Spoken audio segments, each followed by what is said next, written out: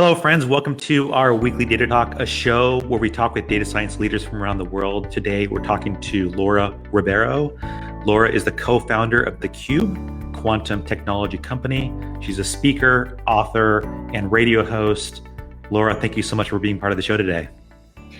Thank you so much, Mike. It's such a pleasure to be here and talk to you about data. I know, I'm so passionate about the topic, so I'm so glad to be able to share with you and also the audience today. So thank you so much.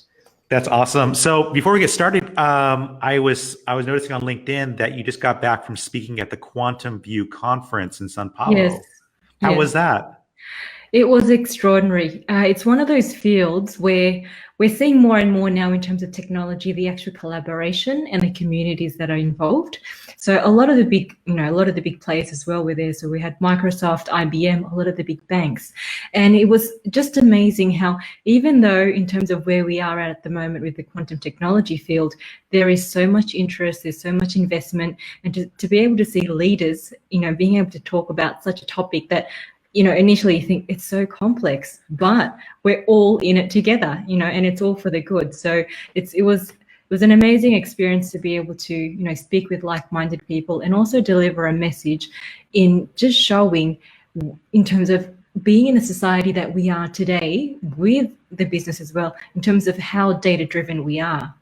And what we're also the biggest point that I wanted to talk about on the day and really delivered really well was, how are we protecting our data? Because as much as I'm passionate also about data science, but then there's also those other layers like, data governance, data security, data privacy. And this doesn't only affect businesses, but also individuals.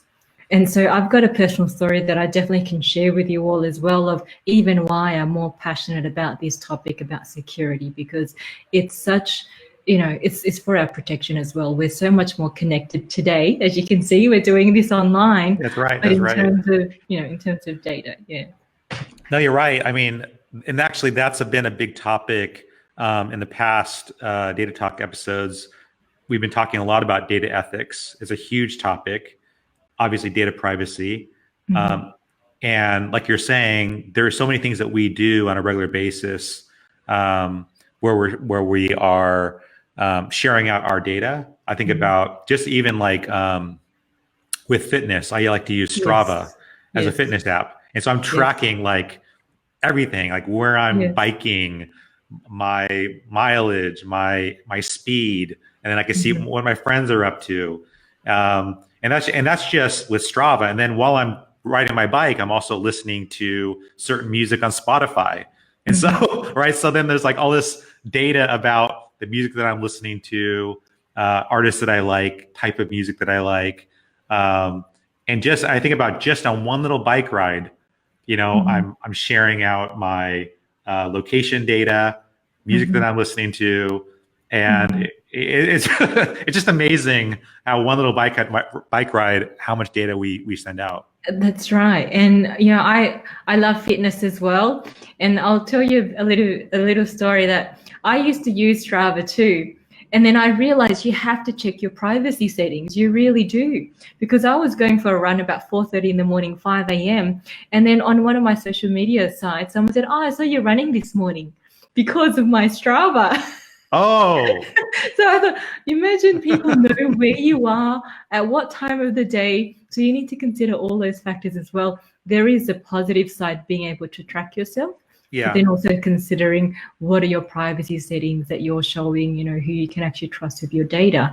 And, you talk about so many valid points there, right? If you want to progress, whether it's in your exercise, you have to be able to measure and track it, and to have it, the power of technology today where you can see the data then and there straight after your fitness, straight after. I think it's quite incredible.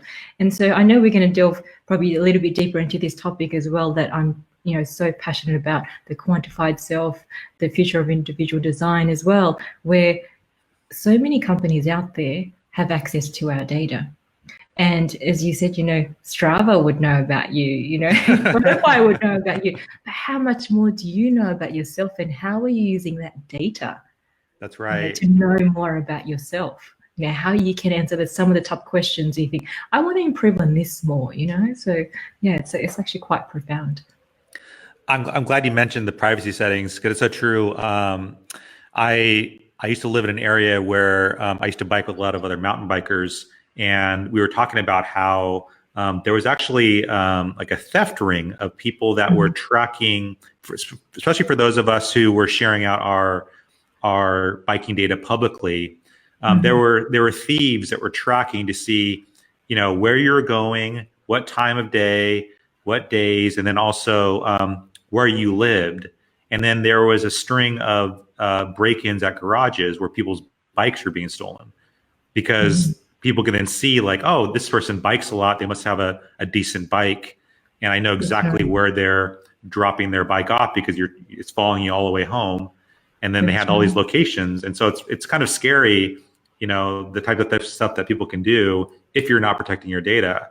That's right. And another thing as well on the journey of, looking at privacy is when you're going on holiday, sometimes people, it's quite normal. You're so excited. You want to share it on social media. But then there are also those incidents where people know you're away, who's actually taking care of your house while you're away, etc. So there's so many of those things that can occur, but I think awareness is absolutely key. Yeah, no doubt. So tell me about your passion for data. When did that get started? So I always knew, I was always good at maths. I loved analyzing things. I loved stories and just sharing them. And to about 2 years ago, I thought, being in the corporate world, I thought there's something different today. There's just the way we're working, the way we're thinking, the way we're also interacting, the types of businesses today that exist. And why do they exist? It's because of the power of data and how they've been able to use it.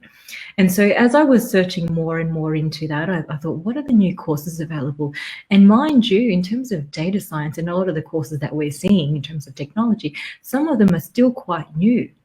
And so when I ventured off in terms of, okay, what were the courses out there that I could do?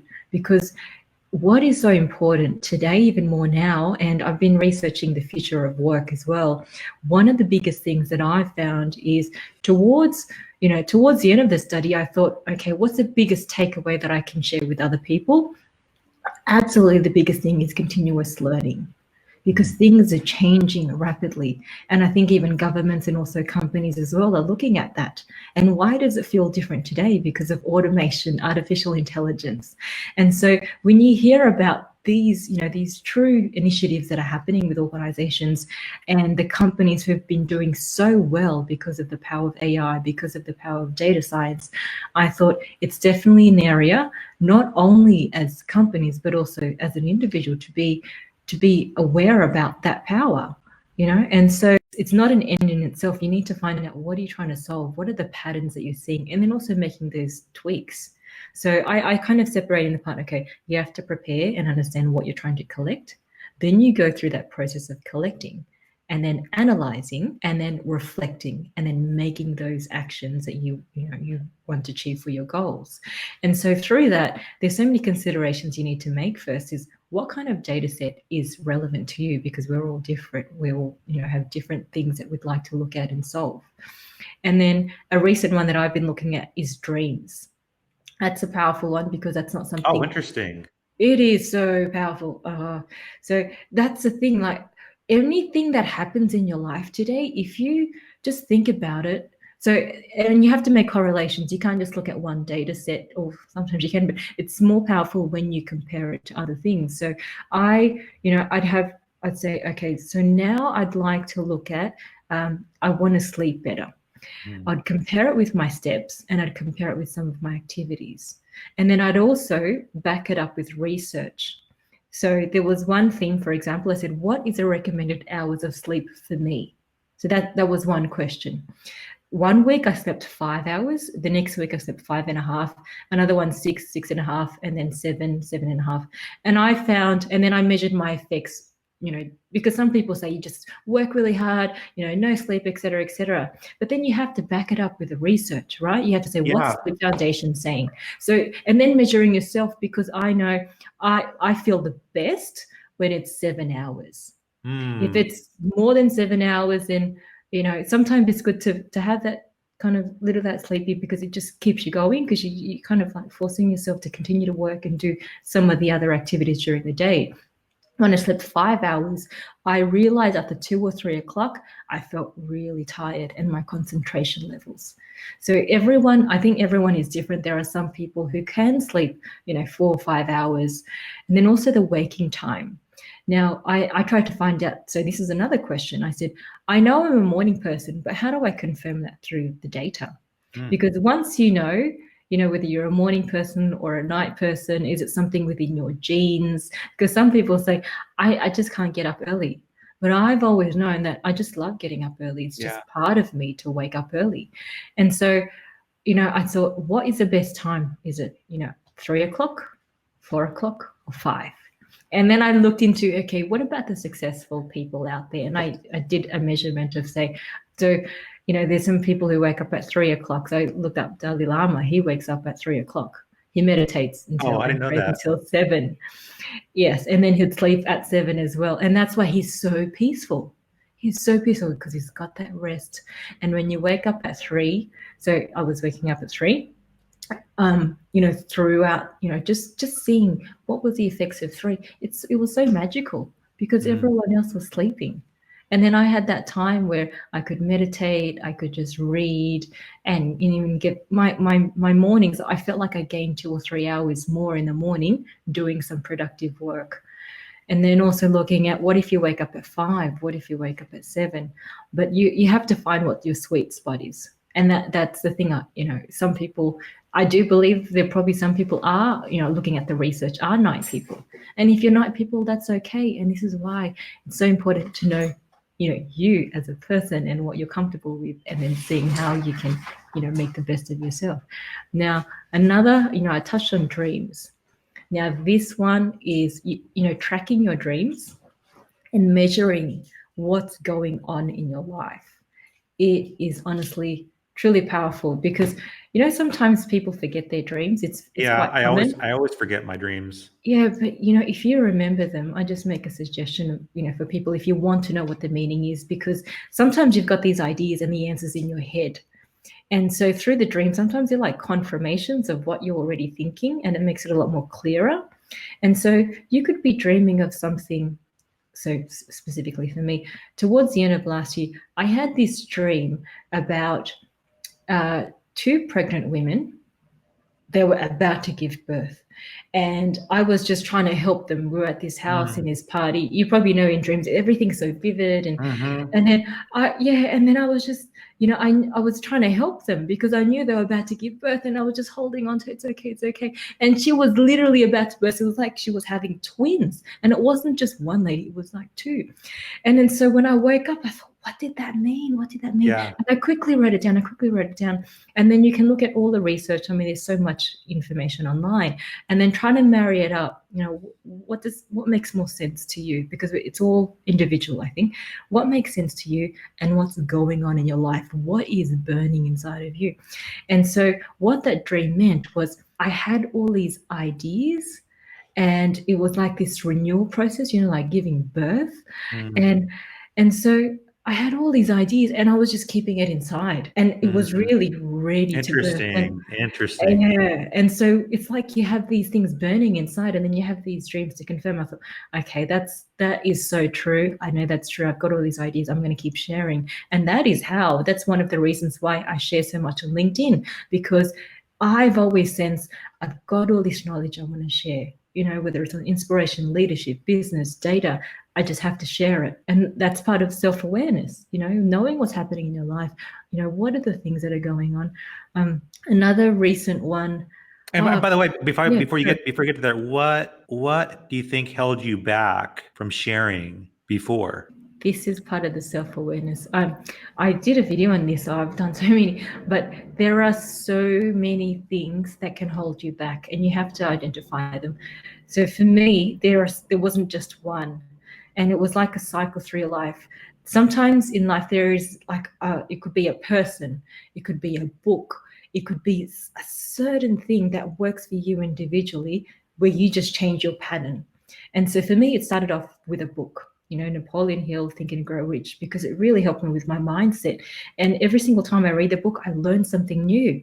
And there's a section in there on the top failures, like what's the causes of failure. And so I was able to quickly identify it's this, and this. And then I thought, okay, what was something else? The biggest thing that is crippling most people is fear. And this is why I'm also passionate about, collecting data about yourself, because sometimes you don't even know it's fear because you're not even aware. You just think you're just making a decision based on the information that you have. But if you're self-aware about, okay, is this a real thought? So, if you track your thoughts, that's a positive one as well. And so I thought, why wasn't I sharing?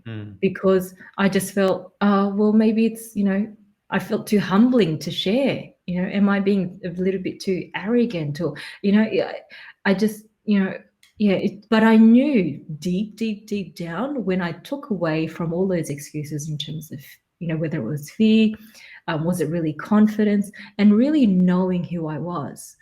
Because there are moments in your life, and you probably know, where you kind of know what you're passionate about. You kind of know what you like. So I've always enjoyed speaking to people, naturally as a talent as well, as part of the process is what are you good at?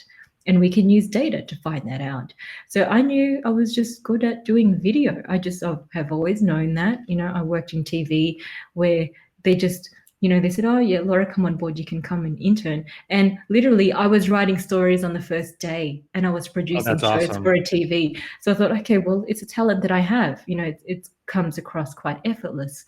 And so I think what stops us is obviously fear, not knowing who you are and believing and having confidence in yourself. Another one is surrounding yourself with the right people. So that is so important, surrounding yourself with the right people. And I think today sometimes people might think, oh, but I don't know many people, maybe just within the area.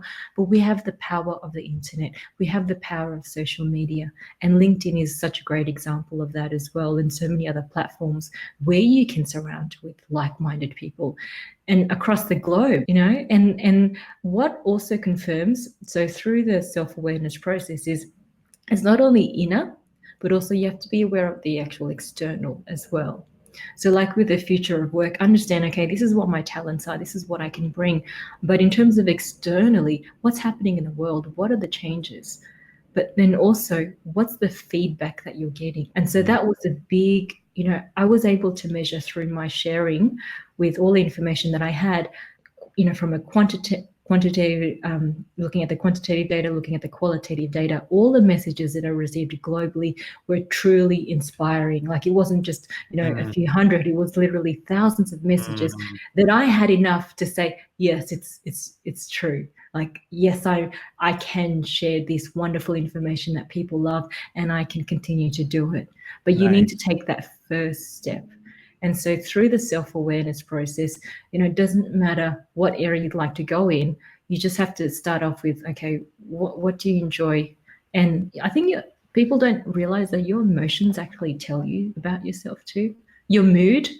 So you'd feel straight away, but sometimes you don't record it. So can you imagine you record certain things and if it happens continually? Like I enjoy speaking and I thought when I speak to Mike, I'm going to have such a good time. After I get off, I'm going to write my mood. It was amazing. We were able to speak on amazing topics. So when you know that stuff, you end up doing more of it. Yeah.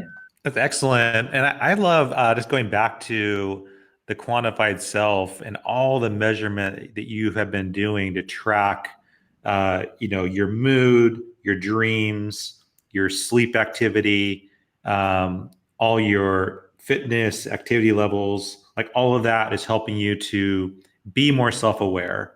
And I love how intentional you are about tracking all those things. And even doing these experiments on yourself. I'm going to wake up at 3 a.m. and see how I feel, for the next week or two. And then I'm going to wake up at 4 a.m. I love the fact that you're testing all this stuff on yourself. Yeah. I'm like the guinea pig. So and it's the best way that I can share with people, I think. I think it's actually it's so powerful. Sorry. Do your friends or husband or anybody comment about you're going to wake up at 3 a.m., Laura? All the Why? time. Like in one of the organizations I was with, they said, Laura, did you wake up 3 today? And I'm like, yeah. And so it is quite funny, but it's actually quite inspiring that you can do something like that, if you track yourself to do it. Yeah. And I love that you were like looking at other individuals in history. You mentioned Benjamin Franklin, the Dalai Lama, like just looking at other individuals who you respect and kind of like looking at their patterns. And maybe if I tried doing that, that might help elevate me in some way. And I love also your sleep experiments. That's crazy that you were like, I'm going to do it on 5 hours of sleep. That must have been rough. It was, but then I knew what I was doing. So I knew what was the purpose of doing 5 hours was maybe I could do more work. Yeah. Maybe I could spend more time, doing exercise and just not rushing, because sometimes, when you've got a full day and you're just trying to squeeze everything in, sometimes you can lose focus of actually enjoying the actual activity. So I think, yeah, it's a huge part of knowing the purpose of why you're doing it. So tell me about some of the correlations you found, especially in relationship to mood. Because I love the fact that you're tracking your mood, and I haven't been that good about it, but I was using an app called Replica, which is like a free app, and I was just kind of like using it to measure my level of because I was tracking my level of stress, and anxiety, and happiness, and I would just go in every single day and kind of just tap in to measure that, and I found it really helpful when I was doing it. I'm kind of curious about as you were measuring your sleep, your activity level, maybe the food you're eating, all these different things. And then in relationship to your mood, what were you discovering about yourself that made you feel like, what were the things that were helping you feel better? Reading. So reading was a powerful one, that every single time I'd read a book, I just feel on top of the world, like I actually learned something. And I saved time, because sometimes we go, whenever we have something we're trying to confront or something that we're trying to learn, there is someone else who's gone through that experience. Most of the time there's someone else who's been through that. So when you read a book where someone has studied so much time to try to put that together, it's actually quite valuable. And so definitely reading. And then also the type of books. So I'd look at, okay, what are the type, and then going into deeper. Because you unconsciously, when you go to a bookstore, you buy a certain book from Amazon, for example, you're just looking for certain books that you like. But are you measuring? Do you know? And so when I looked at my books and I thought, okay, what are my books telling me about me? No, it's true. It's so true. You look around, it's like, what's my environment telling me about me? And so when I looked at my books, I thought it's highly weighted to technology. It's highly weighted to changes in the market. It's highly weighted to leadership. It was just, I was just looking, I want to get that book. I'd always go to the business section. I'd always go to the technology section. And so I found, okay, well, that's so true. I am passionate about it. I'm going the extra step of learning about it and also learning from leaders. And then another one is definitely there has been so much talk about storytelling. And so, looking at, wow, people through the experience, as through the sharing and the quantitative data and qualitative data that I was getting from people, was they said to me, Laura, you're a great storyteller. And some of those qualities we may know, or sometimes we may not, but when we get that confirmation from others, that was another big revelation as well. Another big revelation was, as I was sharing, people would say, Laura, you're such a great leader. And I thought, wow, and it wasn't just one or two, there was like a lot of people saying that. So I thought, okay, that's another confirmation that I can use to really support, yes, what I believe is actually true. And by the way, I want to stop you right there, Laura. I love the fact that you embrace it, because I think sometimes the natural reaction is to downplay it, to go, oh, thanks for saying that. You're just being nice, right? It's another step to actually accept that compliment and embrace it and go, you know what, that is me. It's very important, because it's that habit that you have. It's such a common habit that I probably used to have when I wasn't aware, where people would say something and it wasn't in the culture where, especially in Australia, we're very, I think it's I don't know how to say it, but I just noticed that you can't show too much of how good you are.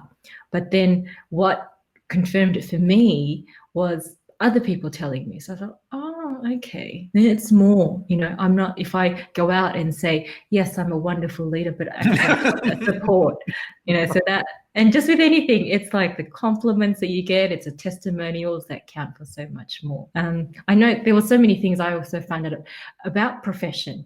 So that's a huge one. And a lot of people out there, we've heard stories that a lot of majority of people, they may be still looking for what kind of roles they want, or they're still discovering, but they have to kind of know. So through the process, I was kind of separating, and this is for everyone as well, like jobs. Is it a job for you? Is it a career? Is it a calling? And then trying to define the three. I mean, none of them are wrong, but actually understanding, okay, so what does it define? So that way, when you're heading into a job, you can feel content that you're actually doing it as a job. When you think of it as a career, there's a stepping stone that what's the next career aspiration? How can you continue to grow in that particular field? And when you know what you're doing is a calling, you're just going to go all out. You're not going to be afraid. You're going to be so passionate, and you won't give up, because deep down inside, it's a calling. So being able to define what when I was going through it, I thought, what's my calling? What are the things that I know I'm supposed to do with my talents that have been confirmed? Is one, definitely sharing, my passion for data, where technology is heading, what kind of solutions that I can provide to the market. Definitely sharing, I think, is huge. Today, people, whilst, you can read, the power of video today, that you can connect with anyone across the world. And I'm so thankful, thank you so much, Mike, that we can sit here in 2 different locations and talk about topics that are truly life-changing for people, life-changing for businesses when you think about the actual initiatives.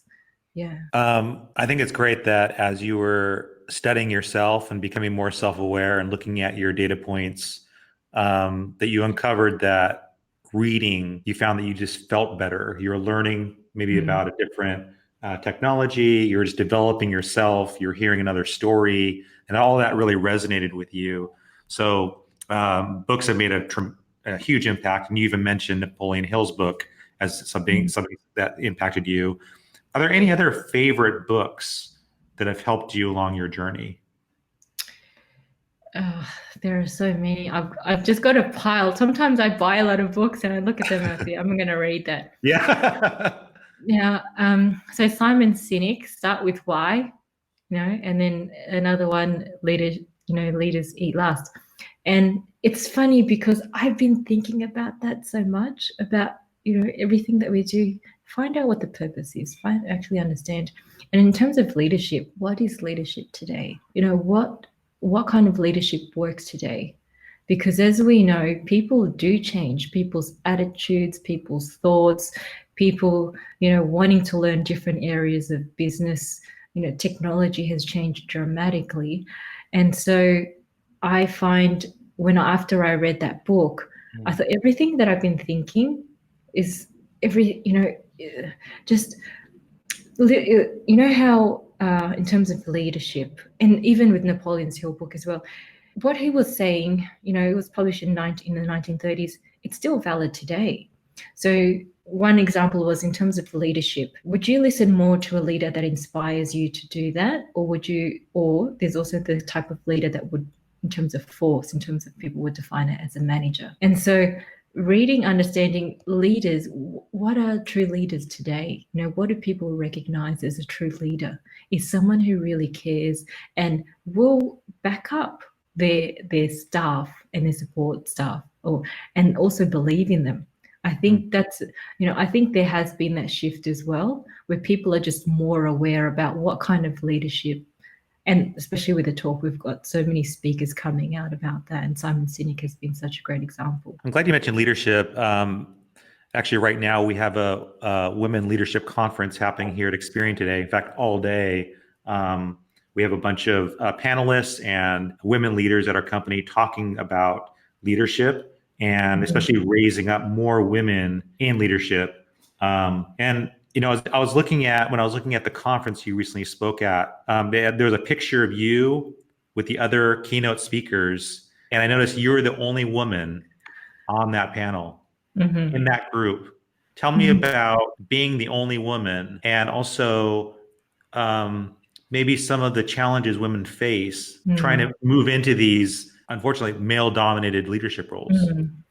So data has been such a powerful thing for me as well in terms of talking about this, because that wasn't the only conference where that has occurred. I've been to other conferences or spoken, on a panel where I've been the only female. And the real answer that I found, because, there's been organizations, for example, where they would, sometimes what you can bring to the table. You seriously know what you can bring. Because I know I'm, and this is where it comes to confidence when you said, oh, what was holding you back? But I can stand and say today that I know I'm intelligent. It feels weird saying that, but I know I'm intelligent. I know I can deliver. I know I can empower and inspire. And so when I talk about leadership as, whether a man, as a woman, I think about inspiring and also transforming and then leading. Because if you don't do the inspire first for people to do something, then they'll just feel like they're being told. But how did I feel? And I don't, to be honest, it's probably been a whole journey, being in the corporate field for about 15 years or so, where you have to be conscious. You have to be conscious. You have to be aware. I think a lot of the leaders as well have to point out if they see, and it's about giving that chance. It starts off with that. I can't say that enough, because if it wasn't for, and, one of the conference directors said to me, Laura, this is and I started off in finance and investments. I remember being in one of the first teams in the corporate field, 12 in the team, 12 males, and I was the only female. So sometimes for me, it was kind of the norm. But then I thought, no. But then at the same time, am I missing out on opportunities? And I thought, probably, but what am I going to do about it? And that's where it also starts. I think you can look at what companies are doing, and, we talk about diversity and inclusion, but I think as individuals, we also have to do something.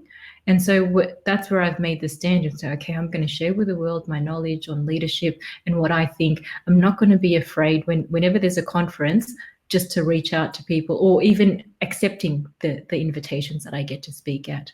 And you have to be conscious. And I think people who are choosing speakers, for example, they have to be conscious about who they're choosing, why they're choosing, and also being open to giving people the opportunities. And it's not, I don't think it's only female. I think there are so many different other aspects to it. Age is an example. And now you may have heard the story about, in terms of IBM wanting more millennials, or there was a story about that, and then other people talking about ageism. And so, nothing like, I really love what IBM does, but it was just something that I read. I thought, okay, is it true? Is that what, older people are feeling? Are they missing out on opportunities? And at the same time, looking at the younger people, or people that are finding it hard, for example, if they're in middle management, hard to break through, what are the actual reasons why? And so one example that I can clearly say is, when I started in my career, people said, Laura, you're too young. You're too young. You're too young. After 10 years, people are still, sometimes they say that.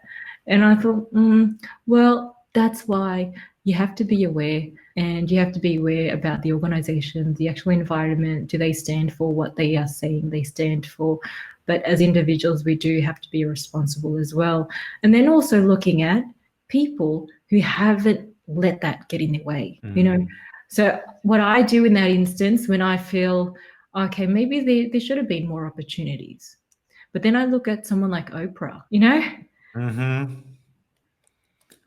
She would have went through so much as well. And so when I read her story, and there are so many people out there, when you read the full story of how they started, you truly think, okay, and so that is one of my strategies. When I look at other people, and even Napoleon Hill's book, sometimes we think, oh, we can write a book in a month or a few months or even a year. It was around, 25 years he was doing research to get that information. So there's also timing, there's also patience, there's also understanding the market, but then also as an individual, what can you do to handle, whatever situation is being handed your way? If you knew you were entitled to an opportunity, but it wasn't laid down for you, maybe is there someone else that have gone through that? How did they encounter that? And in the end, they were successful. And we know more and more now with, a lot of the organizations out there, how did they start in terms of, like Amazon? We've heard so many stories about companies starting from garages. So, thinking about, okay, how people had to start from somewhere. What were the journeys? What strategy could I use as well? And what encounters did they face? Because I'm pretty sure that we're not alone. So just to know that, yeah. Yeah, it's funny you mentioned how many of these big companies started very gritty, like in the garages. And it's funny, we have these data labs in 4 or 5 different locations around the world. We have one in Singapore, Sao Paulo, in London. We have one in Singapore, and then in the US. And we actually have garages set up in some of these data labs to mimic that kind of gritty atmosphere. Is really like, hey, this is actually a garage. Because you think about the Apple, the Google, like it started in a garage. Yeah. We're actually going to bring in a garage and kind of let you feel what that's like. Just kind of have that kind of raw experience. And because it's like it's in those like gritty environments where like really cool ideas can happen, and where you start thinking about all the different possibilities. So I love how you've paved your way, how you've looked for those opportunities and jumped in, even though you're the only woman there. What advice do you have for the young women who are just starting up, especially in technology fields, which tend to be more male dominated in the leadership realm, looking to, and maybe they feel like you're saying, Laura, they're getting that same kind of criticism. Oh, you're too young, or for whatever reason, you don't seem to fit the mold that we're looking for. Women that are encountering that, what is your recommendation for them? To not listen to that. Because if we allow that to get in the way of what we're capable of, it won't help us at all. I think the biggest thing is, do not fear criticism. Start off with that. Do not fear criticism and believe in yourself. Now, I'm seeing so many young people out there. So I spoke at a conference on one of the biggest startup growth conferences in Australia. And I was amazed of how many young people who just got up there and started, they started their company, got up there and spoken about opportunities like with Facebook, how to do Facebook ads, how to target your customers, people in their early 20s. And, I just thought that is amazing. So if you have that, you mentioned grit, and you're willing to do what it takes, and you have a great idea, you're surrounded by good people, just keep going and just don't give up. But make sure you surround yourself with the right people, because that is they're going to be your support group. And sometimes I think today we're in a better place than we were 5 years ago or 10 years ago, because the talk about diversity and inclusion, it's just out there. I'm seeing more and more companies today advertise it. We saw it on LinkedIn as well, where a lot of the companies would put on their logo the rainbow flag. And it's really about respect. And when I think about a lot of the talented people that I've met, coming from the minority group that people would consider minority group, for example, I thought, wow, if we denied that person that opportunity, do you know how much value we could have lost? That person is so smart. They can, and so when I think about me as well, I think, wow, I know the value that I can bring. I know that I can deliver. I know I work well with people. And so you have to start off with, okay, what can you bring to the table? What value can you provide? And just keep believing in yourself. And I say that to young people. It is a journey. Think of it as a marathon rather than a sprint. Things don't happen overnight. And, when you hear a lot of the success stories, so the company Atlassian, for example, when you look at their timeline, it's been more than 10 years or so, but they are so well recognized, for example, in Australia and across the world as well, for what they've done. So just really believing in yourself. I love that. I know for a fact, people listening in might be like, well, Laura, you are just super confident. I don't feel that way about myself.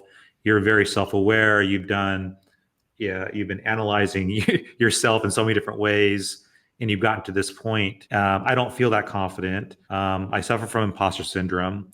I don't really know how to get that confidence. And can you speak to that individual? Make sure you surround yourself with the right people. Absolutely. Make sure you surround yourself with the right people who are going to believe you and encourage you. And even when you think, you may not be able to do what you think you're supposed to do, but if you surround yourself with the right people, they are going to lift you up and they're going to believe in you and they're going to keep pushing you on. And that has been the biggest turning point in my life, is being aware about the people that I'm surrounding myself with. Because sometimes if you're feeling that, imposter syndrome, no, you can't do it, look at your environment. What are you being surrounded with for you to even think that? So make sure you surround yourself with the right people. Make sure you keep feeding yourself. We say body, mind, and spirit, all of those things, so you can make better decisions as well. So that is the biggest thing that I find, is make sure you're making the right decisions, but then also doing your research as well with where you want to go. And it starts with you. I talk about surrounding yourself with the right people, but it truly starts with you. And this is the same thing with, say, career development, where you want to go in your career. It's great that you have support from organizations or people around you, but you have to know first what you want. Well, great advice. Laura, before we go, as we've been talking about the quantified self, and you talked about your strategy of collecting your own data for the things that were important to you, and you said at the very beginning about it's really important to define the problem or the thing that you want to analyze. And you talked about analyzing your sleep, your mood, you're analyzing the weather, dreams, your activity, your steps, like all this stuff was helping you just to be more self-aware of the things that were impacting your emotions, your feelings, maybe even your confidence level. For those who have never done that before, and I certainly haven't gone to that detail, what would be some advice or some tips you can give for the person who's just starting out to begin to quantify themselves through data? So the first thing would be, try to find out what problem you're trying to solve. Start off with that. If it's something about, do you want to wake up earlier? Then just start tracking your sleep, and you'll see, so you could do it over a week or over a month to start off with. And then find out your activities as well. What are you doing? So you can also track your activities. So find out what the problem is you're trying to solve. Another problem that I find is quite common is, I'm not sure if this is the right profession for me. So tracking the kind of things that you like. So, say for example, I've data. Every time I talk about data, every time I work on data, every time I just get this high, and then I have to track that. And so find out and then you just move down that path. So find out what problem you're trying to solve. And the second thing is, do research on what kind of apps you like. Look at this, their privacy policy as well, and seeing how they collect the data. Check how you can extract the data, because there are some platforms where you can't extract the data, I found. So that's another process there. So try to find an app where you can extract the data and that you can own your own data as well.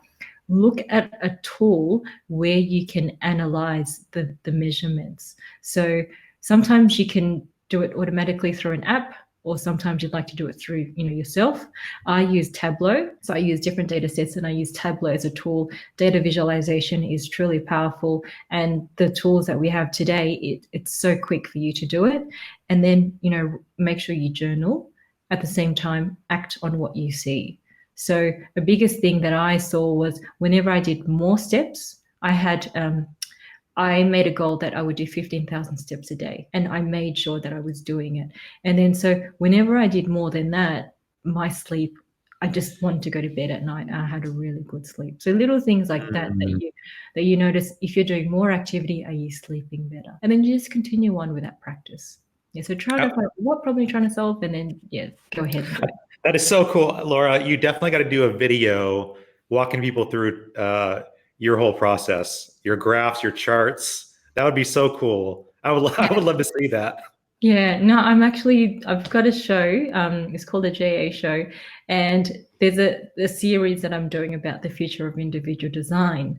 So That's the whole idea about it, right? So if you think about companies projecting, their revenues and their profits, and what about us projecting ourselves? Because if we follow the same patterns, we probably get the same result. But if we have a certain goal that we'd like to attain and we measure, our actual activities, our thoughts, how do we get there? It's quite powerful. That's very good. Well, Laura, thank you so much for being on Data Talk, for sharing your journey with us, how you're using data to be more self-aware, and also just the other awesome things you shared around building confidence, around leadership, around helping more women get into leadership roles. And it's just great to see the things that you're doing and speaking all over the world, and helping so many people through your videos, through your writing. Thank you so much for doing that. For those that want to keep up with your work, to follow you, what is the best way for them to do that? So they can follow me on LinkedIn. So that's Laura E.Ribeiro. So that's Ribeiro. And then I've also got a YouTube channel. So that's the JA Show, a radio show every Tuesdays live, and you can send through your questions. So that's 4 p.m. New York time. I've also got Instagram. So that's the JA Show as well. And I'm releasing a series, and this is to do with technology, where I'm looking at the future of leadership, the future of work, the future of individual design, looking at quantum technology as well, and data science, obviously, and also AI, doing a series on what are the top questions that people are wanting to know. So that's, I'm working on that at another project as well. So that will be on Apple TV and Amazon Fire TV. That's fantastic. Well, you're not busy at all, Laura. I know. I've been measuring all the activities that I'm doing. So, no doubt. Okay, so for those listening to the podcast, I created a short URL, which I'll point directly to Laura's website, so you can connect with her on LinkedIn, Twitter, Instagram. The short URL is just ex.pn/Laura. Again, that's ex.pn/Laura. And that'll just redirect over to Laura's website, where you can connect with her and follow her and see all the things she's doing on LinkedIn, Instagram, and keep up with all the other things she's been up to. Because Laura is not busy at all. She's just hanging out at home. Yeah. It's amazing. You're running your shows, you're writing, you're speaking at conferences. Laura, you're an inspiration. Thank you so much for being on Data Talk. Thanks for hanging out with us today. It's my pleasure. I want to thank you. I want to thank everyone who's watching. And yeah, it's been such a pleasure to share. I think we all have a story, and I'm so glad that I could share my story today. Thanks, Laura. Thank you. Bye now. Thank you. Hey, everybody. Thank you so much for checking out this episode of the Data Talk podcast. My name is Mike Delgado, and we record this show every single week on Facebook Live. If you found this show helpful, please let us know by rating us on iTunes. And if you want to know about past episodes or upcoming ones, you can always go to the Experian blog. The URL is just experian.com/datatalk. Again, that's experian.com/datatalk. And that'll bring you over to the page where we have a listing of all of our show notes and past episodes. We recorded over 100 so far. And we're also looking for your recommendations. So if you ever have suggestions around topics or guests you'd like to hear from, please let us know. You can reach out to us on Twitter. Our Twitter handle is @ExperianDataLab, or you can just reach me directly @Mike Delgado. Thanks so much for your support, and thanks so much for subscribing to our shows.